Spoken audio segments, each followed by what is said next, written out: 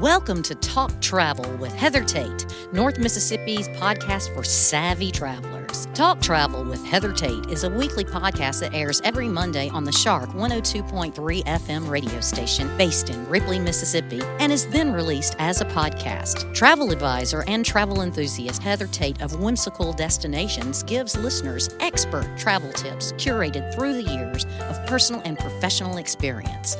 By clicking subscribe, you'll have a new travel tip to add to your collection delivered to your podcast library every Monday. Talk Travel with Heather Tate is brought to you by Sun Bear Studio. Sun Bear Studio is a boutique recording studio in the heart of Ripley, Mississippi. When you record with us at Sun Bear Studio, we can mix, master, register, and publish your music, your podcast, or your family story. Email us when you're ready at sunbear@jc.media.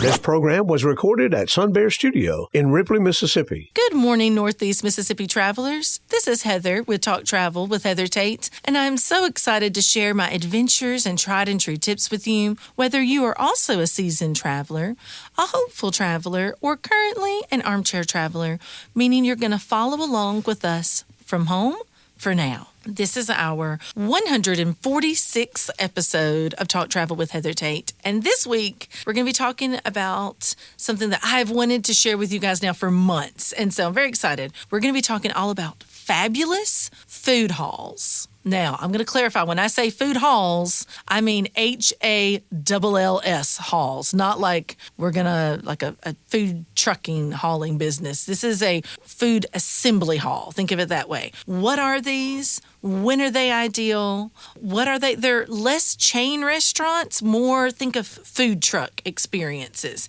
Who are they best for? And some of my favorite ones that I've been to so far. Now, this is not to be confused with a mall food court. I want to just go ahead and say that right now. These food halls are not your Chick-fil-A, Sbarro, Corn Dog 7, Chinese food courts. You know, they may have the same type of ingredients. You may have chicken, you may have pizza and ethnic foods, but it is not usually a chain. That's one of the big differences. This is great for large groups without reservations, right? So we're going to talk about like best case scenario when you would use them, but more about this is going to be your local flavors. It's going to usually be sometimes really cool buildings. Sometimes it can be an older building that's given new life in several circumstances. We've been to those. Other times it might be an old warehouse, or it could be a completely new modern look for these great food halls. So imagine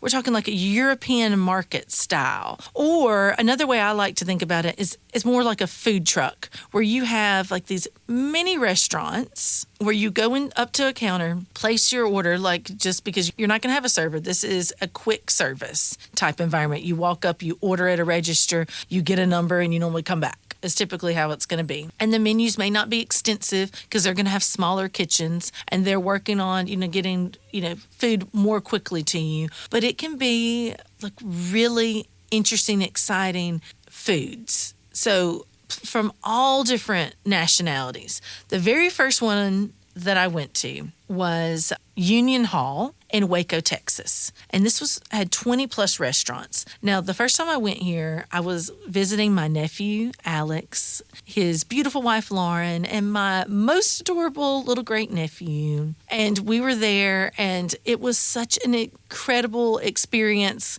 getting to spend the week with them. But what happens sometimes when you're visiting friends and family, or you have a big group, sometimes you can't all agree on what you want to eat at the same time. Now, we had done a great job picking out different restaurants. Well, and they knew where to go. They knew where to take us. And we're always great with Mexican food. So that was fun. So we had a lot of great time.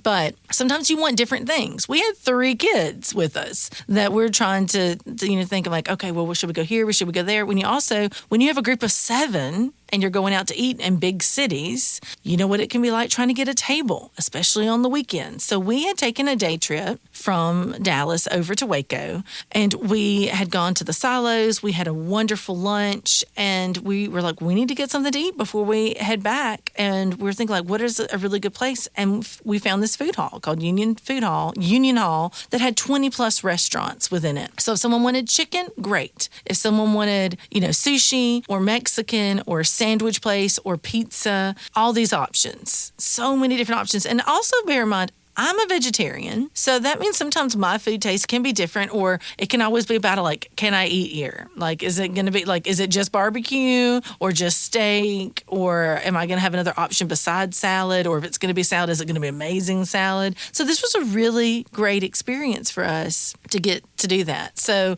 we went, and it was my first time going to a food hall, and I was like, I'm sold. This was amazing. I now am interested in finding if there are more of these. And then I started thinking, why does Tupelo not have one of these? If you've ever seen the building right beside the Cadence Arena, which is where the old Tupelo Automotive Museum was, and also before that, Megasports, in my mind, could be Tupelo's own food hall. I think it would be fantastic. Basically, just think about all different kinds of food trucks or, smaller restaurants being able to be represented inside of one area where you have tables. Everybody can go get their own thing that they want. You don't have to fight over who wants pizza. No, I want fried chicken, or I want a steak sandwich. It doesn't matter. Everybody can get their own thing, and then you all sit back together. So it's ideal for large groups like we were, or, you all want different things. You don't have reservations for a nice restaurant, but you still want good food. It was fantastic. So other places we've been. So we went to Assembly Food Hall in Nashville, which is located right downtown, across from the Ryman Auditorium, 30 plus eateries and bars.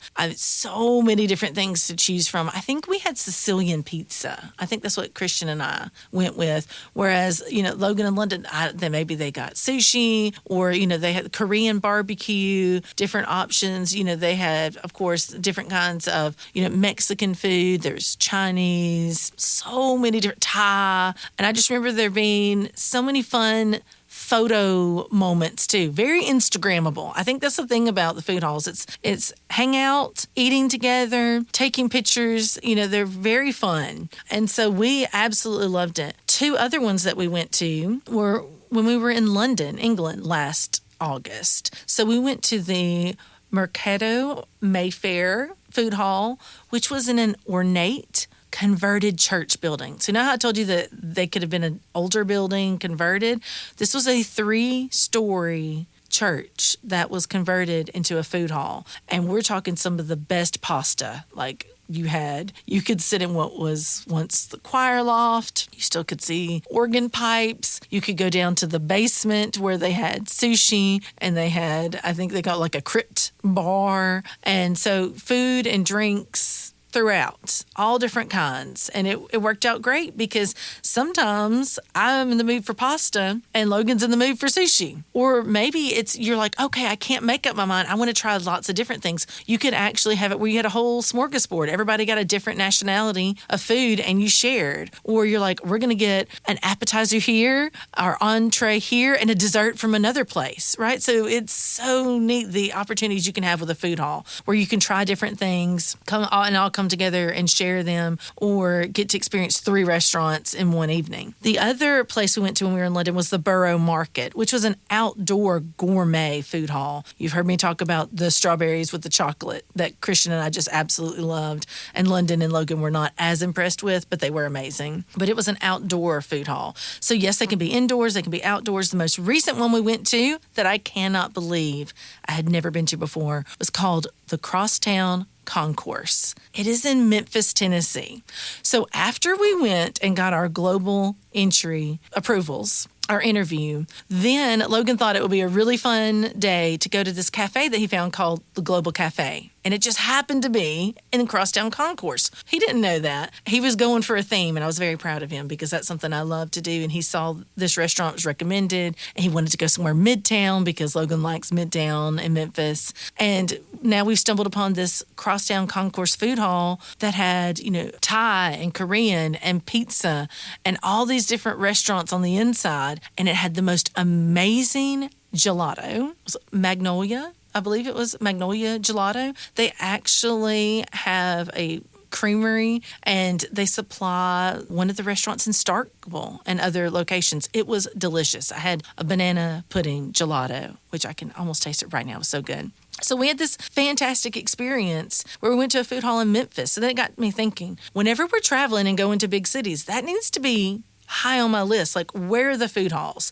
Are there any fabulous food halls in Birmingham? Yes, there are. Never been there. Going to go to them. What about Atlanta? Multiple ones. Atlanta has tons of them.